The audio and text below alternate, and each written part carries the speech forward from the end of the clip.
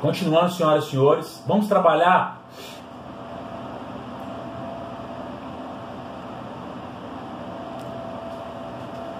o seguinte, gente. Cada sociedade tem os seus princípios e regras. Antes de termos leis postas, leis escritas, nós temos o quê? Costumes, tradições e moral. Cada sociedade tem seus princípios, seus costumes e suas regras. Para você, gente, o que é costume? Qual é o conceito de costume? Quem pode me dizer isso aí, gente? O que é costume? Costumes são práticas reiteradas que viram um padrão moral. O padrão moral, ele é estabelecido por quê? Por tradições, por hereditariedade. Um grande exemplo que eu falo com vocês, ó, o que é um costume? Quando a criança está soluçando, o que sua avó faz? Ela pega uma linha, cospe na linha e coloca na testa da criança. Nisso ali, ela entende que, através das tradições passadas, uma linha com cuspe vai estancar um soluço. Nós sabemos que isso aí, gente, é uma coisa totalmente fictícia, que não tem razão de ser. Mas como é um costume, as pessoas fazem de forma, até mesmo sem raciocinar. É feito de forma estanque, de forma normal. Então isso é um costume. Nas épocas antigas, onde não haviam leis, os costumes eram os parâmetros das sociedades e viravam uma certa moral ali estabelecida. Para podermos estudar o direito de forma atual, vamos trabalhar o aspecto histórico, gente. O aspecto histórico. Tópico 2. Onde há sociedade, há direito. Quando eu digo isso, gente, eu tenho que analisar o seguinte: o que vem primeiro, o fato ou a norma? Já falei isso em sala de aula algumas vezes, gente. O que vem primeiro, o fato ou a norma? Se a sociedade nasce ali, sem qualquer regramento, quando ela vai se organizando, quando ela vai se estabelecendo, ela precisa da intervenção do direito, eu posso dizer o seguinte: que primeiro vem a sociedade e depois, quando ela está organizada e nascem os conflitos, será necessário a intervenção do direito.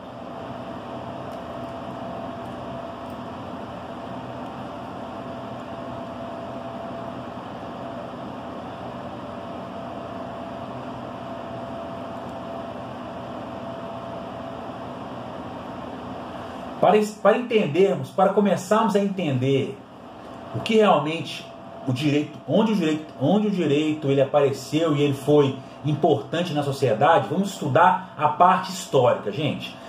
Primeira pergunta que eu faço para vocês: quando começou a história atual? Nós temos a pré-história e temos a história. Qual foi o marco inicial para o início da história, gente? Quem pode me dizer isso aí? Qual foi o marco inicial? Gente, o marco inicial para a história moderna é o descobrimento da escrita. Ano de 4000 a.C. começou a escrita no mundo.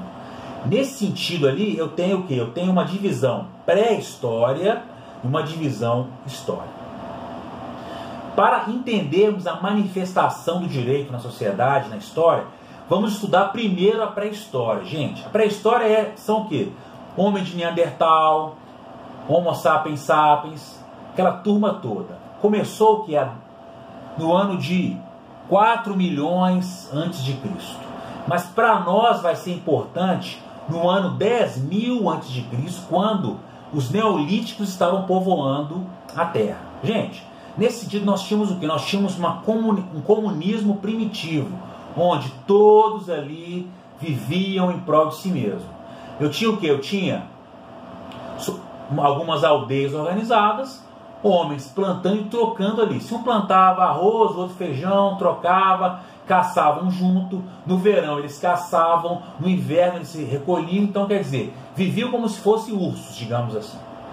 Só que é o seguinte: quando eu tenho uma organização desses neolíticos em aldeias, e cada aldeia seu próprio costume, houve o que? A necessidade de uma regulamentação, gente. Repetindo, quando eu tenho ali neolíticos organizados, cada aldeia com seus costumes prevalecendo. Daí eu tenho o que? Começam a haver os conflitos. A aldeia A briga com a aldeia B, que briga com a aldeia C, que briga com a aldeia D. Eu tenho que ter o que? Eu tenho que ter uma uniformização de padrão. O que é a uniformização de padrão? Seriam as regras. Então, o aspecto de suma importância hoje na nossa aula é onde vai nascer o direito. Onde há conflito, há direito. O direito é um pacificador social, gente. Então, quando houve ali, nos neolíticos, uma necessidade de uma regulamentação, quando houveram conflitos exacerbados, nós precisamos de quê? Precisamos de uma intervenção jurídica. E ali foi feita a intervenção jurídica. Criaram-se normas. Ah, professor, como que foi criadas essas normas? Vamos pensar o seguinte, gente. Essas normas foram criadas de forma padronizada. Se a aldeia A tinha um costume A, B, outro, houve o quê? Um consenso para que os costumes ali fossem padronizados. E daí, regras estabelecidas. Ok, senhoras e senhores? Isso é direito. Na era pré-histórica. Quando esses homens de Neandertal, os neolíticos, passaram a conviver em aldeias, comunismo primitivo, eles se estabeleceram em planícies e sítios arqueológicos e começaram a desenvolver a cultura, a agricultura. Nisso aí, houve um passo para a história. As primeiras civilizações foram estabelecidas no Mediterrâneo, entre o rio Nilo e o rio Eufrates. Ali foram estabelecidas as primeiras civilizações tais como são hoje.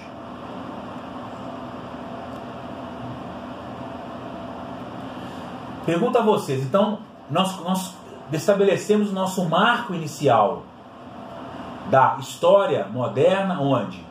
Marco inicial da história é ano 4000 a.C., quando a escrita foi descoberta. Primeiras civilizações entre o rio Nilo e o rio Eufrates, vários povos. Pergunta a você, gente, qual era o perfil dessa civilização? Nós tínhamos ali 3 classes.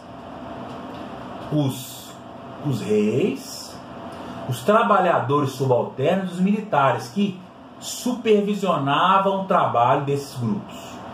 Eu tenho ali o seguinte, ó, um rei que quer dominar os trabalhadores através dos militares ali, que vão supervisionar e impor uma certa, digamos assim, uma certa, qual é a palavra que vamos usar aqui nesse sentido? Uma certa dominação. Então ali os militares eram responsáveis por prevalecer a dominação dos reis. E ali surge o que, gente? Quando eu tenho um conflito, tinha um conflito de quê? Um conflito da classe subalterna, os trabalhadores subalternos, com a classe mais alta, que era dos reis. E ali, quem fazia essa dominação eram os militares. Então, quer dizer, eu tenho ali um conflito.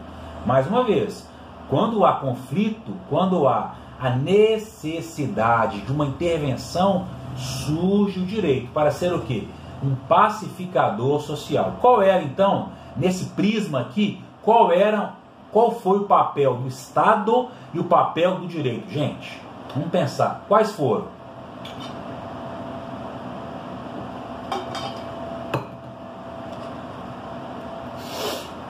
Primeiro, garantir a submissão do trabalhador frente aos reis.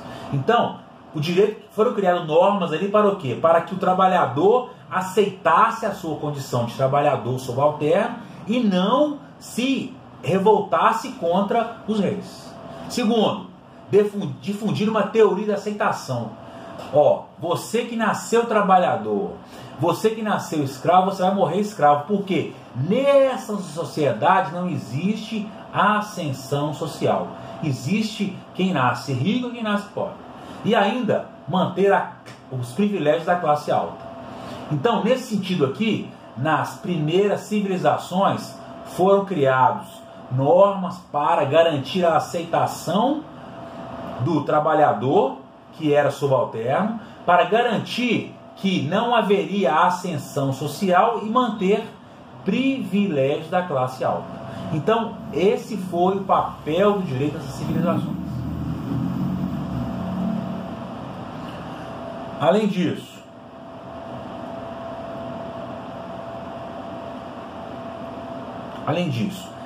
nasceram ali o poder jurídico e político, que assumiram um papel de quê? Um papel de sagrado. Então tinha o poder jurídico, o poder político, com uma legitimação de quê? De Deus. Ó, se ele é o rei, se essas leis foram criadas por ele, quer dizer, não há o que questionar, porque foi uma divindade que o orientou a fazer aquilo. Então, nesse sentido, eu tinha o quê? Eu tinha leis criadas por reis, que era como se fosse a personificação de Deus ou dos deuses na terra. E quem poderia interpretar essas leis, gente? Se eu tenho reis que eram a personificação de Deus na terra, quem seriam os intérpretes da lei? Seriam os sacerdotes. Os sacerdotes eram os intérpretes da lei. Hoje, quem são os intérpretes da lei? Os juízes, os promotores, os procuradores, os advogados, os doutrinadores, são aqueles que estudam a legislação e interpretam para a sociedade. Nessa época, eram os sacerdotes. Eles eram os responsáveis em interpretar a legislação. Tá certo, gente? Nesse sentido, houve uma grande aproximação de quê? Da religião com o direito. Se eu tenho um rei que é a personificação de Deus na terra, se eu tenho um sacerdote que é o intérprete dessa lei, eu tenho o quê? Um judiciário bem ligado à religião, que vai criar o quê? Ritualismos. O direito ali, o direito ele assume um papel de magia, de místico, e traz um forte ritualismo para o direito. Então vamos lá, gente. Vamos resumir esse tópico 1. Primeiro, eu tenho o quê? Eu tenho que até 4.000 a.C. eu tinha a pré-história. A partir de 4.000 anos antes de Cristo, eu tenho a história. O marco inicial foi escrito. A partir daqui, como foram criadas as normas para a sociedade? Gente, vamos sempre pensar o seguinte: não existiam normas escritas. Existiam o quê? Padrões e costumes estabelecidos pela sociedade. Esses costumes eram os que eram adotados como leis. Por exemplo, nessa era não existia monogamia, existia poligamia. Os homens tinham mais de uma mulher. Nesse sentido, era normal e aceito que o homem tivesse 2, 3, 4, 5 mulheres. Hoje, qual é o padrão social e moral? É a monogamia. Naquela época, era a poligamia. Tá certo, gente? Vamos lá. Então, vamos estudar então as primeiras manifestações jurídicas de forma escrita na sociedade. O primeiro código criado, gente, foi o código de Ur-Nammu em 2050 a.C. Gente, quem foi o Nammu? O Nammu foi um grande rei que ele adotou uma forma de legislação para quê? Para poder padronizar os costumes. Ele viu a necessidade de quê? De estabelecer ali regras escritas. Não foram regras escritas da forma como é hoje. Foram regras escritas através da cuneiforme, em forma de cume. O desenho aqui do slide mostra para vocês o seguinte, ó. Eram feitos o quê? Desenhos onde se interpretava a legislação. Bem primitivo, mas foi a primeira manifestação escrita na nossa era. Então, olha para você ver como esse código de Ur-Nammu ele era avançado. Ele criou o quê? Ele estabeleceu padrões de impostos procedimentos de tribunais, leis cerimoniais e ainda castigos cruéis, gente. O NAMU estabeleceu castigos cruéis. Quais seriam esses castigos? Aquelas pessoas que infringissem a lei teriam sua boca lavada com sal. Olha que coisa horrorosa. Então, estabeleceu-se padrões através da lei cuneiforme. Se o cidadão ele infringisse as leis, teriam que a sua boca lavada com sal. Além disso, o NAMU criou também a aplicação de multas pecuniárias. Então, se o sujeito infringisse uma lei de forma mais branda, teria que pagar uma multa pecuniária, um valor estabelecido. Se ele infringisse a lei de forma mais grave, teria sua boca lavada com sal. Então, este foi o Código de Ur-Nammu. Outras formas de legislações na pré-história, temos o quê? O Egito, gente. O Egito foi responsável por quê? Eles criaram normas individuais. Começaram a estudar o quê? O direito de forma privada e analisar ali, ó, indivíduo por indivíduo. Os hebreus, ó, se você frequentou a igreja, igreja católica, evangélica, de alguma forma teve algum contato com a legislação, com o cristianismo, vamos perceber o seguinte: os hebreus foram o quê? Foram aqueles povos que saíram do Egito atrás de uma terra prometida. Ao longo dessa caminhada do Egito até a terra prometida, foram passados-se vários anos, e ali foram estabelecidos o quê? Normas através da Bíblia. Logo à frente eu vou falar um pouquinho sobre isso, mas para você entender o seguinte, ó, qual era a base do direito hebreu? Quem sabe me dizer? É lógico que você não vai poder me responder porque você está longe daqui de mim na tela, mas vamos pensar aqui 5 segundos.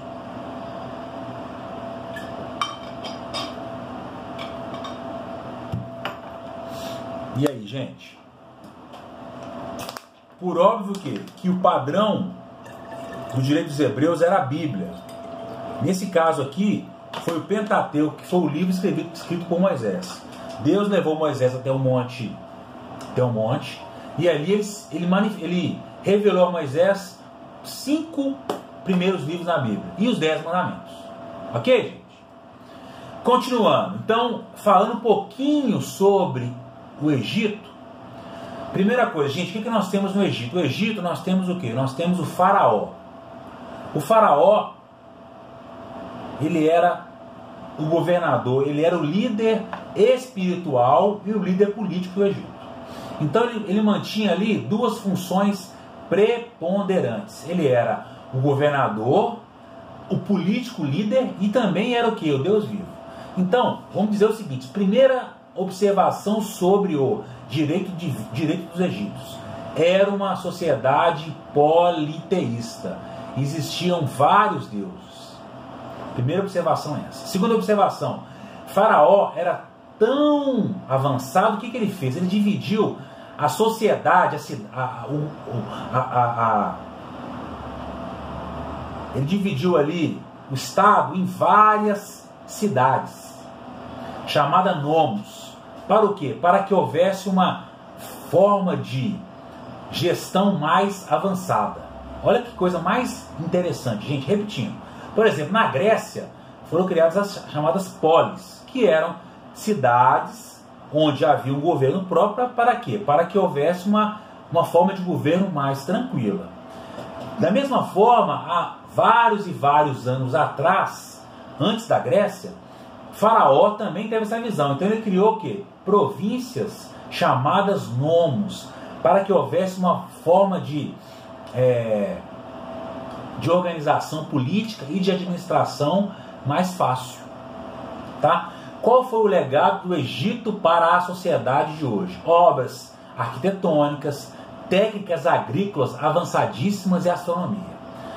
No campo do direito, Faraó propôs o seguinte: ó, eu tenho um conflito, né, gente? Como eu falei com vocês, o direito vai nascer sempre através de um conflito. O que o Faraó pregou? Eu tenho um conflito. Nesse conflito, qual é a forma mais fácil de você resolver esse conflito? Pense você aí, ó. Você tem um conflito com o seu vizinho. O seu vizinho, ele coloca o carro dele na sua garagem todos os dias, criando ali um obstáculo para você entrar com o seu carro. Você pode resolver de duas formas. Você pode chamar uma terceira pessoa para tentar intervir entre vocês e fazer uma mediação, ou você pode ajuizar uma ação contra o seu vizinho dizendo: juiz, o meu vizinho todos os dias ele coloca o carro dele na minha garagem ali, criando um obstáculo para que eu entre com o carro. O que Faraó pensou? A forma mais fácil de resolver essa situação é fazemos uma transação, fazemos um acordo chamado mate, direito, acordo. Então o Faraó propôs o seguinte, ó: vamos fazer um acordo onde ambas as partes vão perder um pouco, mas no final há uma solução equânime, uma solução justa. Então, nesse sentido, foi um legado importantíssimo para os dias atuais, do direito egípcio. Outras manifestações da era dos egípcios, gente. Primeira coisa, punições cruéis. Também no Egito eram favoráveis a punições cruéis. Segundo, Faraó, ele trouxe um conceito de família como uma cédula social por excelência. Repetindo, para Faraó, família era uma cédula social por excelência. O direito resguardava e protegia a família. Outro legado importantíssimo, gente, emancipação. Naquela época, Faraó falou sobre emancipação. O que é emancipação? Hoje, no direito civil, o que nós temos? Nós temos o seguinte: quando você completa 18 anos, você vira o quê? Você vira dono do seu próprio nariz, não é assim? O que o direito fala? A partir de 18 anos de idade, você pode gerir sua própria vida. Você pode praticar os atos da vida civil sem que ninguém o assista.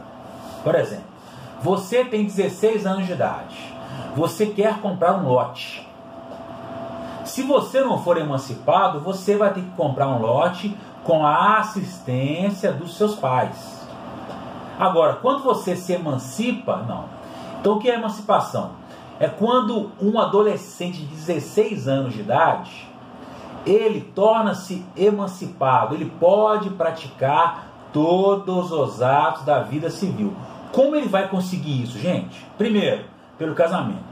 Se você tem 16 anos de idade e quer se casar, você vai se casar e você vai ser automaticamente emancipado. Segunda hipótese, se você exercer um emprego público efetivo. É meio estranho porque, para você exercer o emprego público efetivo, será necessário que você passe um concurso público. Hoje nós sabemos o quê? Em regra, os concursos públicos eles são para quem tem maior de 18 anos. Mas se porventura um edital fosse falho nesse sentido, colocasse nível médio ou nível fundamental, não colocasse uma idade mínima, se alguém de 16 anos de idade fizesse esse concurso, ele seria emancipado. Terceira hipótese, quando essa pessoa fizer um nível superior, cursar um nível superior e ser graduado. Então vamos pensar o seguinte, a pessoa ele é um cara superdotado, ingressa na faculdade com 12 anos de idade. Aos 16 ele forma em direito, em medicina, enfim, algum curso. Então, nesse caso, quando ele concluir a graduação, a licenciatura, o tecnólogo, com 16 anos de idade ou mais, ele vai ser automaticamente emancipado. Outra hipótese, quando você, aos 16 anos de idade, vai trabalhar de carteira assinada ou monta uma empresa, e ali você consegue prover o seu próprio sustento, você vai ser também emancipado. Ok, senhoras e senhores? Então, Faraó já teve a previsão dessa emancipação naquela época, e hoje é aplicado no direito civil. Outra forma que Faraó propôs legislação dele foi o testamento. Gente, o que é o testamento? Vamos lá. Testamento é quando alguém ele quer estabelecer, ele quer, vamos dizer o seguinte, reduzir a termo a sua vontade pós-mortem. Então vamos pensar o seguinte: eu sou casado, tenho uma filha, e se eu falecer hoje, como vai ser a minha divisão dos meus bens? Meus bens são divididos da seguinte forma: minha mulher é meieira, vai herdar metade, minha filha vai herdar a outra metade. Se eu tivesse, por exemplo, mais um filho, seria: minha mulher herdaria metade, minha filha herdaria, uma filha 25% e outra filha 25%. De um patrimônio de 100%, minha mulher metade 50%, um filho meu 25% e um outro filho meu 25%. Isso é o que? A divisão de bens conforme a legislação civil.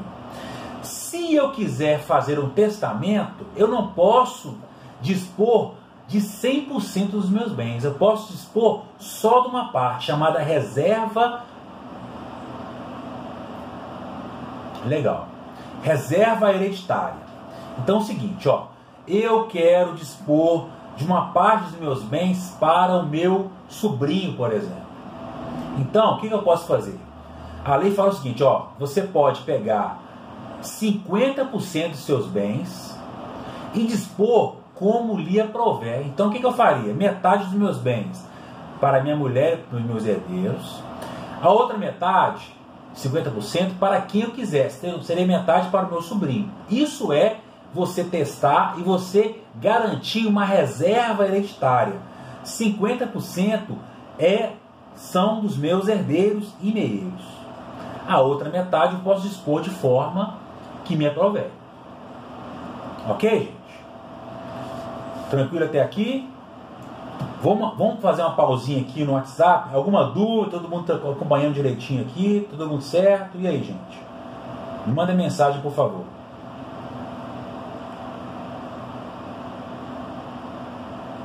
Enquanto o pessoal manda mensagem, eu vou prosseguindo a nossa aula, gente. Próximo passo será direito hebraico. O direito egípcio era um direito politeísta, ou seja, a existência de vários deuses. O direito hebraico, por ser um direito baseado na Bíblia, baseado no cristianismo, ou melhor, baseado na Bíblia, o cristianismo vem depois, ele é monoteísta. Só é aceito um Deus, Jeová, Yahvé. Esse é o Deus dos hebreus. Principais características: 10 mandamentos. Os 10 mandamentos são os princípios e regras que os hebreus respeitavam e aceitavam durante a partida do Egito até a Terra Prometida e por ali afora. O Torá são os 5 primeiros livros da Bíblia, que foi uma revelação feita de Deus a Moisés, como falei anteriormente, e ali foram o quê? O Torá são os 5 livros da Bíblia, e os 10 mandamentos são os princípios e regras que os judeus, que os hebreus, nós dizendo, cumpriram. Principais características, gente. Então vamos lá. 10 mandamentos, uma revelação obtida por Moisés diante de Deus. Segundo, fundamento jurídico do direito dos hebreus, é próprio Deus. É a revelação de Deus para o homem através da Bíblia. Olha para vocês verem que interessante, gente. Os hebreus, eles estabeleceram normas de direito civil, normas de direito de família e o direito civil. O que eles fizeram, gente? Ó, vamos estabelecer o seguinte: se houver uma dívida, o devedor ele deve garantir essa dívida. Então, quer dizer, criou o penhor. Ó, eu vou contratar aí com o Rodrigo. Rodrigo, me empresta 10 denários de ouro? Sim, filho, empresto sim. Só que, qual vai ser a garantia, ô Felipe? A garantia vai ser os meus bezerros. Se eu não pagar a dívida, Rodrigo, você poderá ir lá e buscar os meus bezerros. Então, quer dizer, naquela época, os hebreus já criaram essa regra. Outra regra importantíssima: a proibição do credor ir até a residência, ou melhor, adentrar a residência para cobrar o credor, para cobrar o devedor. Vamos lá, recapitulando. O credor não poderia adentrar na casa do devedor para fazer uma cobrança abusiva. Ele chegava até a porta, batia na porta, chamava, né, não tinha porta lá na tenda. Fulano de tal, pois não, o senhor me deve X. Não vou te pagar hoje. Ele tinha que ir embora. Uma analogia hoje, como é que funciona? Ó, se você tem uma dívida de família, por exemplo, ó, vamos pensar aqui, ó, o Jonathan tem um filho, um filho no qual ele não reside com ele, e a mãe do filho ajuizou uma ação de alimentos contra ele. E foi fixado na ação de alimentos que o Jonathan deve pagar de alimentos um salário mínimo. Passados-se ali 3 meses, Jonathan não fez o pagamento do salário mínimo. Então, isso gerou o quê? Gerou uma dívida de 3 salários mínimos de pensão. Quando a mãe da filha do Jonathan entra com uma ação de execução contra ele, é juizada uma ação de execução, o juiz vai mandar a citação para que o Jonathan pague esse valor. Se ele não pagar, será preso. O oficial vai até a porta de Jonathan, bate na porta, toca a campainha, toca o interfone. Se, porventura, Jonathan não estiver lá, ele não pode adentrar os muros da casa de Jonathan. Digamos assim, isso aí vem do direito dos hebreus. Ele não pode adentrar, nenhum oficial de justiça entra na casa do devedor, do credor. Do devedor, melhor dizendo. Ok, gente? Então essa foi um grande legado do direito dos hebreus até os dias de hoje.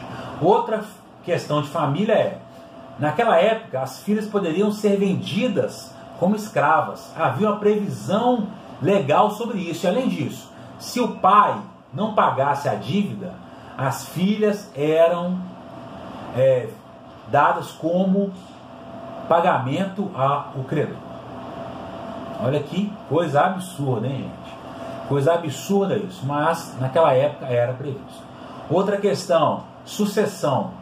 Somente o primogênito herdava os bens do falecido. O segundo filho não herdava, as filhas não herdavam, somente o primogênito.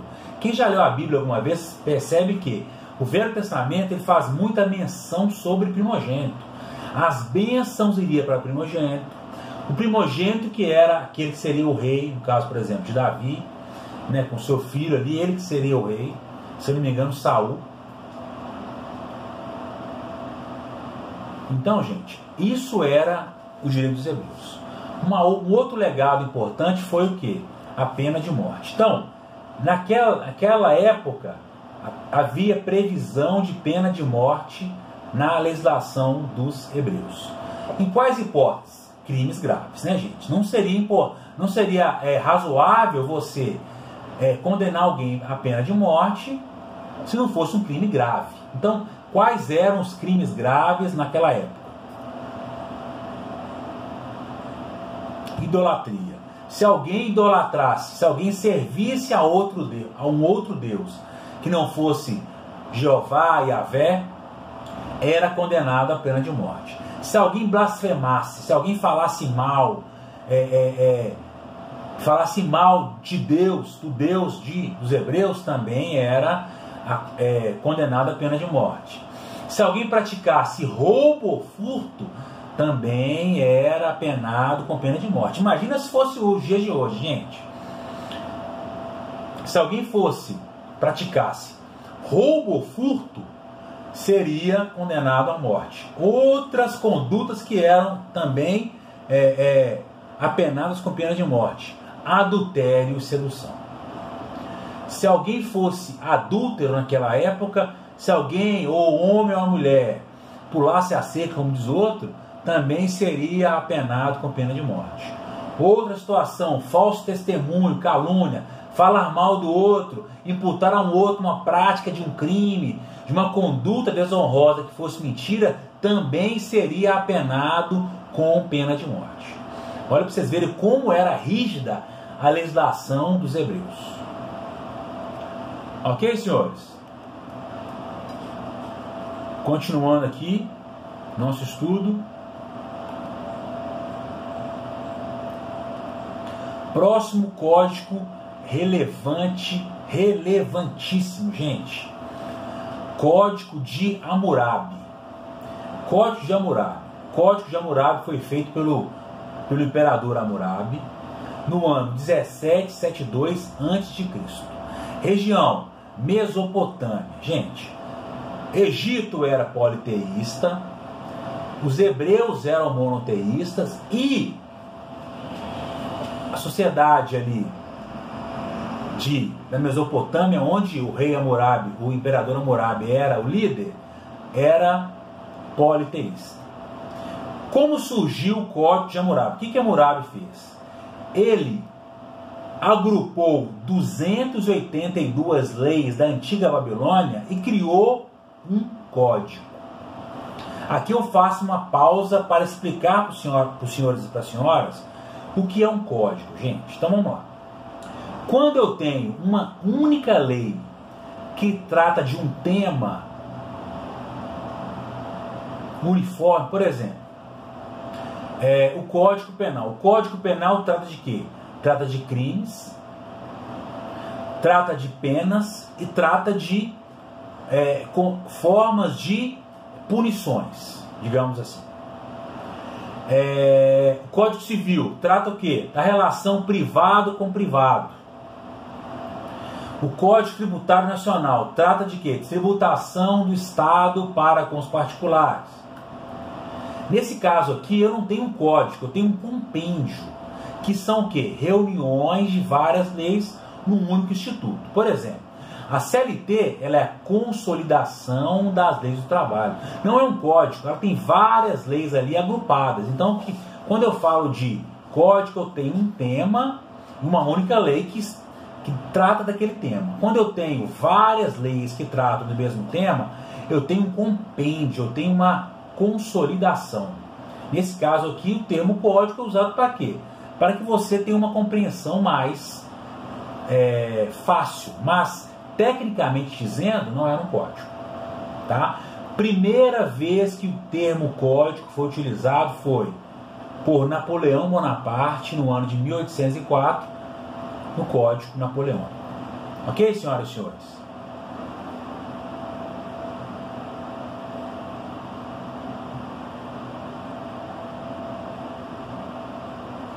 Ótimo.